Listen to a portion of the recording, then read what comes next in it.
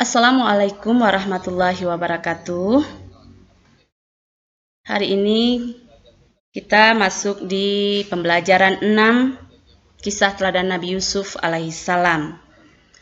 Ya, kompetensi dasarnya adalah memahami kisah teladanan Nabi Yusuf alaihissalam. Menceritakan kisah teladanan Nabi Yusuf alaihissalam. Indikatornya adalah menyebutkan keteladanan dari kisah singkat Nabi Yusuf alaihissalam. Kemudian menjelaskan keterangan dari kisah singkat Nabi Yusuf alaihissalam, serta menjelaskan hikmah dan menceritakan kisah dari Nabi Yusuf alaihissalam. Sebelum kita memasuki ke pembelajaran tersebut, sebaiknya kita membaca doa sebelum belajar. A'udzu billahi minasyaitonir rajim. Bismillahirrahmanirrahim.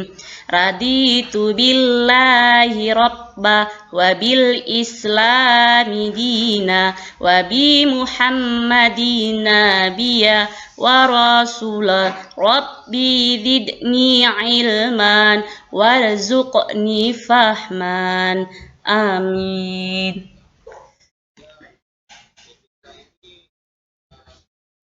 Apa kegiatan pembelajaran kita hari ini? Yang pertama adalah menjelaskan hikmah dari kisah Nabi Yusuf alaihissalam.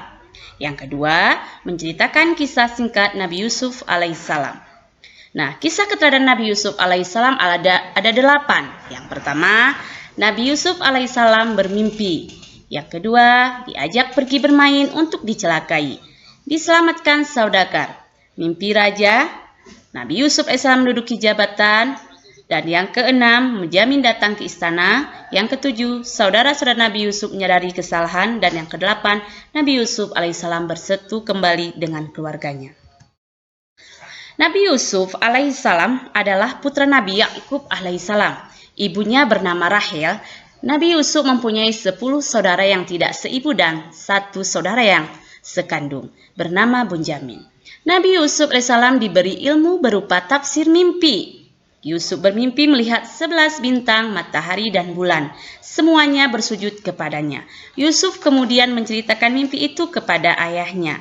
Dengan mimpi itu, ayahnya mempunyai firasat bahwa Yusuf kelak akan mendapat kedudukan yang tinggi di dunia dan akhirat. Saudara-saudara Yusuf mengajak Yusuf bermain-main di hutan. Mereka merencanakan untuk membunuh Yusuf. Salah satu kakak Yusuf berpendapat agar jangan membunuh Yusuf, tetapi membuangnya saja ke dalam sumur. Saudara-saudara Yusuf kemudian pulang dan berkata pada ayah mereka bahwa Yusuf dimakan serigala. Tidak lama kemudian, ada saudagar yang melewati sumur itu dan mampir untuk mengambil air. Ketika menurunkan timbanya, Nabi Yusuf alaihissalam berpegangan pada timba dan ikut ditarik ke atas. Saudagar itu kemudian menjual Yusuf di pasar. Pembelinya adalah penguasa di negeri itu. Sang pembeli meminta kepada istrinya Zulaikha agar memperlakukan Yusuf dengan baik. Raja bermimpi melihat 7 ekor sapi betina yang gemuk dimakan oleh 7 ekor sapi betina yang kurus, 7 tangkai gandum yang hijau dan 7 tangkai gandum lainnya yang kering. Raja segera mengumpulkan para penasihat untuk menjelaskan makna mimpinya. Namun tak seorang pun bisa menjelaskan makna mimpi itu. Singkat cerita, Yusuf mendapat kesempatan menjelaskan kepada raja, "Hendaklah kalian bercocok tanam 7 tahun berturut-turut. Kemudian ketika kalian panen, hendaklah menyimpan makanan dengan cara membiarkan tangkainya kecuali sedikit untuk dimakan. Sebab setelah 7 tahun itu akan datang 7 tahun kemudian, masa yang amat sulit. Pada masa sulit tersebut, kalian akan menghabiskan simpanan makanan dan sebelumnya setelah itu akan datang tahun di mana manusia diberi hujan dengan cukup dan mereka memeras anggur." Raja tertekun dengan penjelasan Yusuf yang masuk akal. Kemudian raja mengangkat Yusuf sebagai pejabat negara urusan pangan. Nabi Yusuf alaihissalam menjadi pejabat keuangan. Lalu datanglah masa sulit sebagaimana mimpi yang ditafsirkan Yusuf. Orang mulai memburu bahan makanan dan berduyun-duyun datang ke gudang makanan yang disediakan kerajaan. Tampak di antara mereka adalah saudara-saudara Yusuf alaihissalam. Yusuf mengenal mereka, sedangkan mereka tidak mengenal Yusuf lagi. Mereka mengira Yusuf sudah lama meninggal dunia. Saat itu Yusuf mendekati mereka dan bertanya kepada saudara kalian yang kecil, yang bernama Bunyamin itu tidak ikut ke sini. Untuk besok bawalah dia atau kalian tidak akan mendapatkan bahan makanan seperti hari ini. Para putra Yakub kini datang kembali ke kerajaan dengan membawa Bunyamin. Di tengah kesibukan menumpuk bahan makanan, Yusuf secara diam-diam menghampiri Bunyamin dan membisikkannya bahwa Bunyamin, sesungguhnya aku adalah saudaramu.